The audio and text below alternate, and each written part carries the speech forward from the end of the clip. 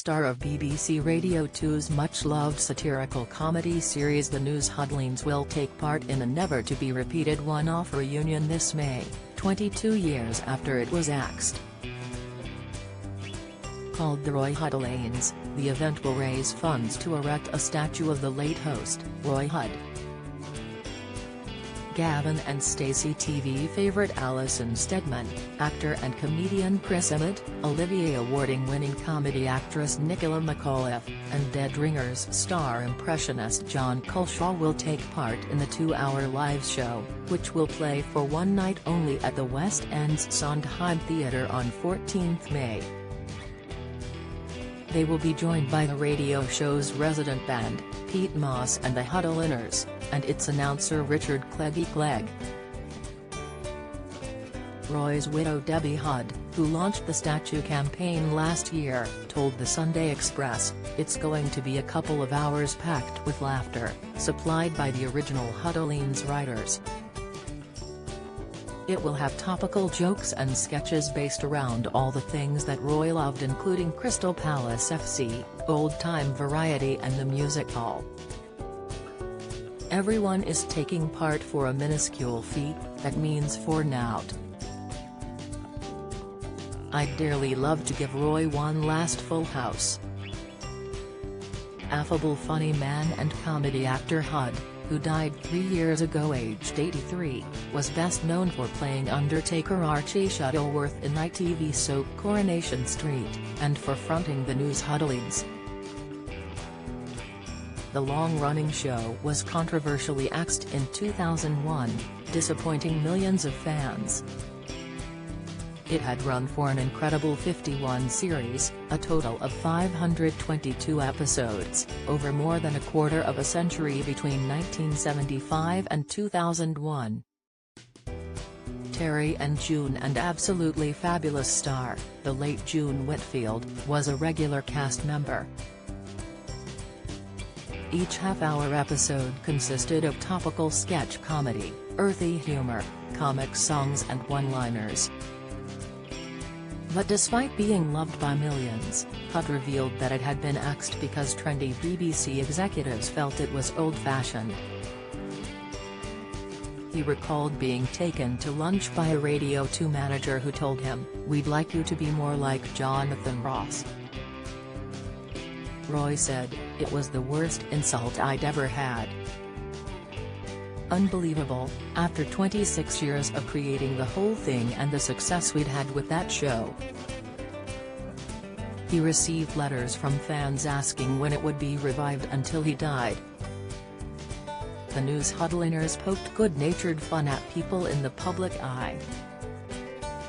Targets included Neil Kinnock, portrayed as a nonsense-spouting windbag. Kenneth Clark was a loudish drunk while the Queen Mother had a Cockney accent. It was recorded in front of a live audience, never using canned laughter, and its final episode was broadcast on Christmas Day 2001.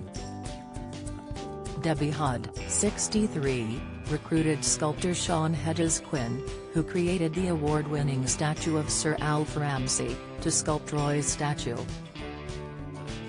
The campaign is supported by zany comic Joe Pasquale and keyboard wizard Rick Wakeman, who have all agreed to headline theatre shows to help raise the £100,000 needed to erect the statue outside the Royal Theatre Bury St Edmunds, where Hudd frequently performed his one-man show to packed houses. Said Debbie, "He won't be up on a pedestal, that wasn't Roy. He'll be sitting on a bench outside so he can greet the audience as they arrive and, in the interval, you can go and have a gin and tonic with him."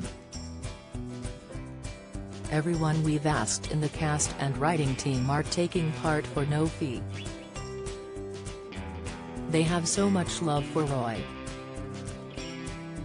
Croydon barn carpenter's son Hudd began his career as a Butlins redcoat in Clacton alongside Dave Allen and Harry Webb, better known to the world as Sir Cliff Richard. His stage performances ranged from pantomimes to Shakespeare.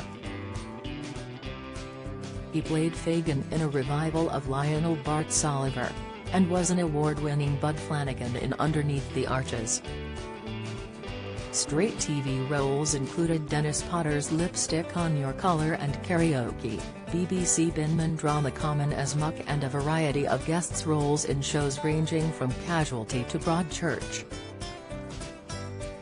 But the news Huddlines was his longest-running success. It revived elements of music hall and was viewed as a vital training ground for comedy writers. The show's former radio producers, Dirk Maggs, Alan Nixon, Carol Smith and Steve Doherty, are also taking part in the West End production. A Max Miller superfan, Roy wrote 18 books on music hall and show business, amassed a collection of memorabilia, and helped raise funds to preserve and restore historic theatres. He also led the campaign to raise a statue of Miller in Brighton. Appointed an OBE in 2004, Roy has one son, Max, from his first marriage. He married his second wife Debbie Flitcroft in 1988 after they met in the cast of Babes in the Wood. Sculptor Sean Hedges Quinn's notable statue commissions include Sir Bobby Robson in Ipswich, Captain Mannering in Thetford, Gracie Fields in Rochdale, James Herriot in North Yorkshire, and Joseph Merrick in Leicester. The Roy Huddlines one-off reunion show takes place on Sunday 14 May at the Sondheim Theatre, Shaftesbury Avenue, London. To view tickets visit https://www.delafondmacintosh.co.uk/theatres/Sondheim Theatre. To donate to the statue appeal, visit their Roy Hud Statue Appeal. co.uk